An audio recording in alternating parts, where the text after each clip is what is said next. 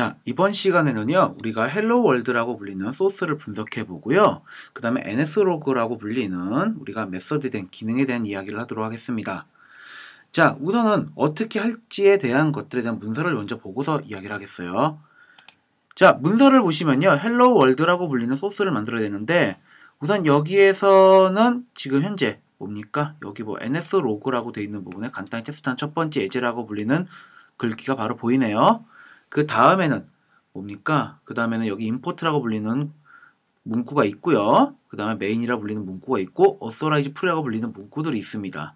자, 이거를 우리가 직접 필요한 부분을 이제 수정을 해서 이제 결과를 확인해 보고요. 그 다음에 여기에 나와 있는 바로 이 소스를 분석해 보도록 하겠습니다. 자, 우선 우리가 뭡니까? 처음에 만들었던 소스가 바로 이 모양으로 이루어졌는데요. 자, 이거랑 저희가 책에 있는, 저희가 지금 뭡니까? 파워포인트에 있는 문구랑 봤을 때 어떻습니까? 바로 여기 있는 문구만 바뀌어 있네요. 자, 그래서 여기 있는 문구를요, 우선 어떻게 바뀌었는지 잠깐 보겠습니다. 간단히 테스트한 첫 번째 예제요. 자, 그러면은 간단히 테스트하는 첫 번째 예제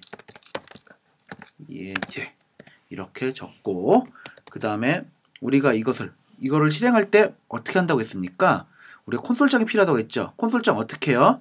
바로 런에 서 있는 콘솔 창을 누르시든지 아니면은 단축키 얘기했었죠. 단축키 뭡니까? 커맨드 쉬프트 R 맞죠? 자, 그 다음에 클리어 로그 해서 뭡니까? 해당되는 뭐 잡다구리한 뭐 문구들은 다 지우고요.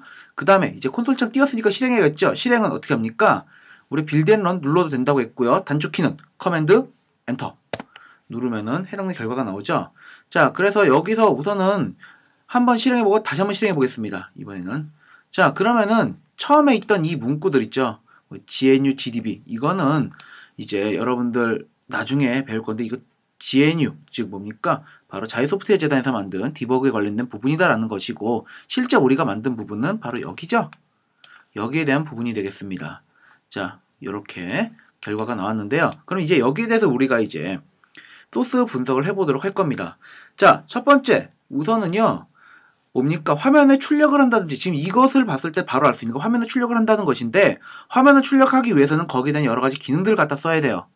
그래서 기능을 쓰기 위해서 바로 있는 첫 번째 문구가 바로 import의 foundation.h라고 불리게 되는 바로 이 구문이 되겠습니다. 자, 그렇게 해서 뭡니까? 우선 어떤 기능들을 쓰겠다라고 준비를 해놓고요. 그 다음에 로직을 작성해야 되는데, 이 로직은 어디에? 바로 메인이라고 불리는 바로 이 부분 안에서 이제 우리가 로직을 작성하게 됩니다. 자, 여기에 뭡니까? 처음에 int라고 써 있고요. main이라고 써 있고, int에 argc, const에 char에 별표 찍혀 있고, argv. 자, 말이 어렵죠? 실제로 이 부분은 나중에 설명을 하겠습니다.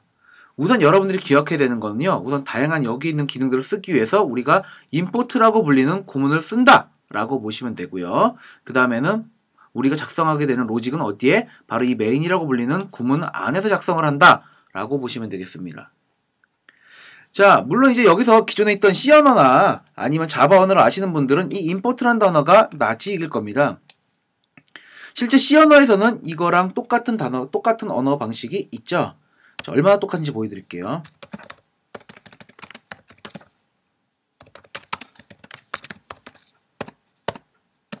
어때요? 거의 차이가 여기 앞에 import란 구문이 include라고 바뀐 구문밖에 차이가 없습니다. 실제 그래서 C나 C++를 배우셨던 분들은 아, 이게 동일한 역할을 하는구나 라고 이해하시면 되겠습니다. 자, 그 다음에 이제 여기 보면 ns authorize 풀이라고 불리는 구문이 있는데요. 자, 이 구문은 우리가 지금 설명을 안 합니다. 그럼 언제 설명을 하느냐? 이 부분은 여러분들 나중에 우리가 클래스라는 부분을 배우시게 되고요. 그 다음에 뭐 포인터라는 것을 배우시게 되면은요, 나중에 이 부분은 제가 설명을 안 해도 자동적으로 알 수가 있을 정도입니다. 자, 그렇게 돼 있고, 그 다음에 여기 있는 풀 드레이는 얘랑 이름이 똑같죠? 여기 있는 풀이랑 똑같죠? 그래서 이거는 둘이 쌍이다 라고 보시면 되겠고요. 그러면 여러분들한테 설명할 거는 이 import라고 불리는 구문과 main이라고 불리는 구문이 있죠. 그 다음에 다 끝나게 되면은 이 메인 구문에는 여기에 return 0이라고 되어 있습니다.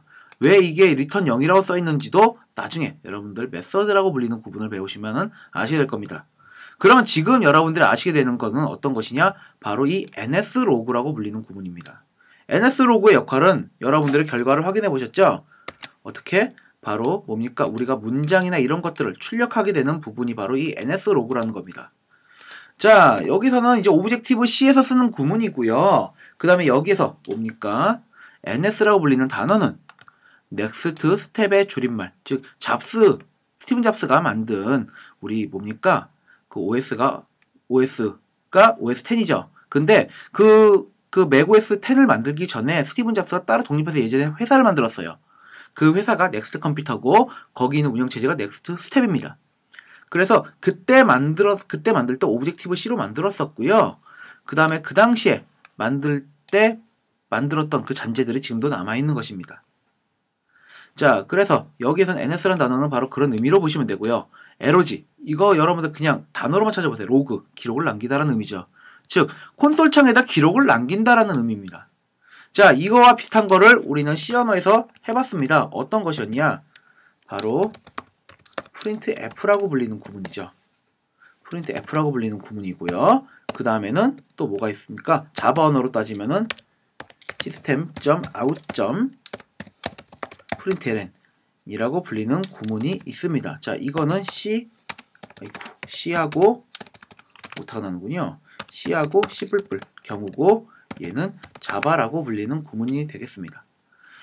자, 그런데 이제 여러분들 뭡니까? 거기에 대한 부분까지는 이제 얘기를 했습니다만은 이제 여기서 이제 한 가지 뭡니까? 기존에 있는 언어와의 차이점을 이제 얘기를 해야 될 때가 온 것 같습니다.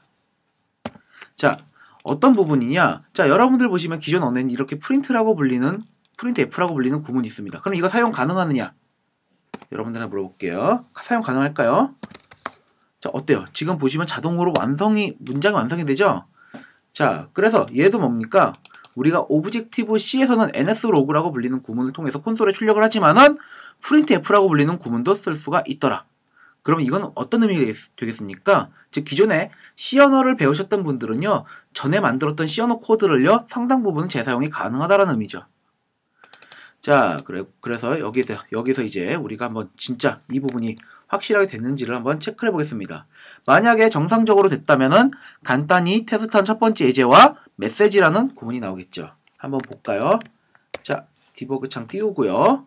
어떻게 뛴다고 했습니까? 커맨드 쉬프트 R이요. 그 다음에는 결과는 커맨드 엔터 누르면은 자, 보시면은 헬로 테스트라고 불리는 구문에서 이제 뭡니까? 간단 테스트한 첫 번째 예제와 메시지라고 불리는 부분이 나왔죠. 자, 그런데요, 여러분들 뭡니까? 여러분들 지금 화면 잠깐 다시 한번 볼까요? 뭔가 차이가 있지 않아요? 어떤 차이가 있겠습니까?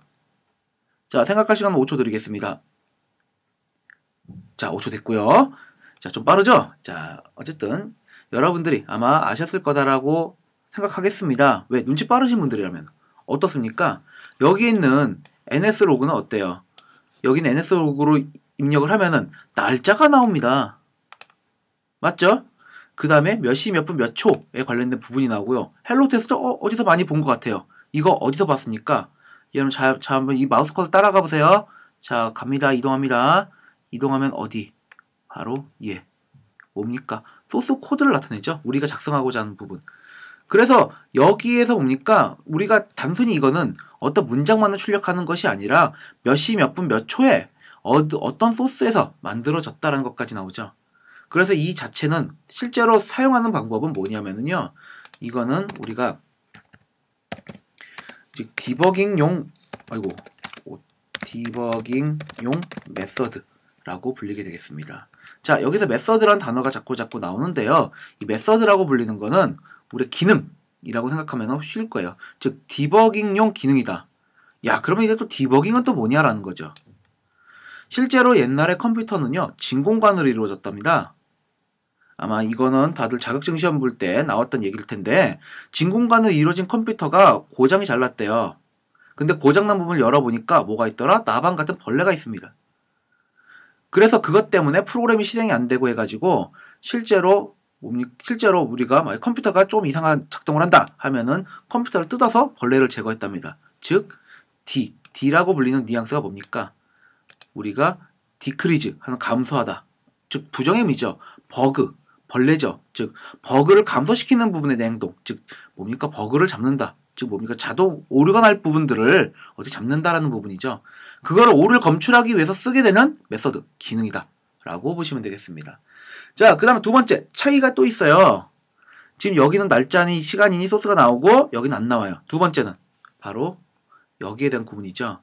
즉 오브젝티브 C에서 오브젝티브 아이고 왜 이렇게 자꾸 오타가 나오나요? 자, 오브젝티브 C에서 문자열은 무엇이다?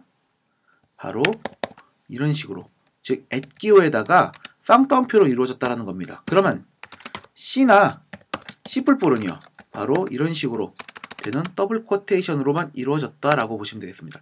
이런 식으로 되는 기본적인 차이가 있겠습니다. 자, 그럼 여기까지 우선 보고 이제 뭡니까? 우리가 문서에서 어떻게 또 한번 거기에 있는 내용을 한번 보면서 이야기를 하겠습니다. 자, 여기서 이제 헬로 월드에 대한 분석 아까 했던 예제와 똑같습니다. 자, 여기에서 보시면요. 헬로 월드를 볼 때 뭡니까? 프로그램에서 메인이라고 불리는 이 가가로, 아니 가가로가 아니죠. 저기 중가로는 꼭 필요하다. 바로 이 부분을 얘기하는 겁니다. 실제로 그래요. 이 부분이 없으면 프로그램이 작동이 안 돼요.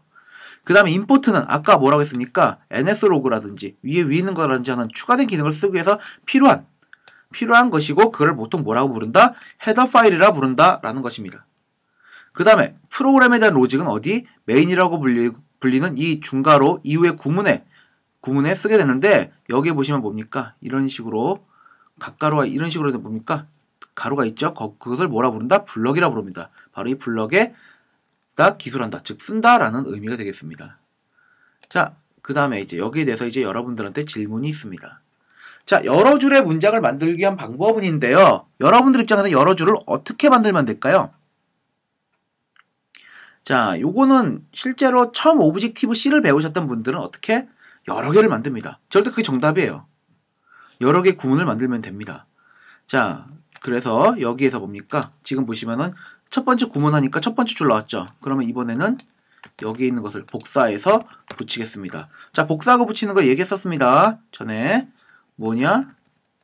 바로 여러분들 제가 어떤 얘기를 했었나요? 예전에 이거 말고 0강 정도쯤에 즉 뭡니까? 우리가 기초 부분쯤에 OS10의 사용법에 대해서 단축키 얘기했었죠.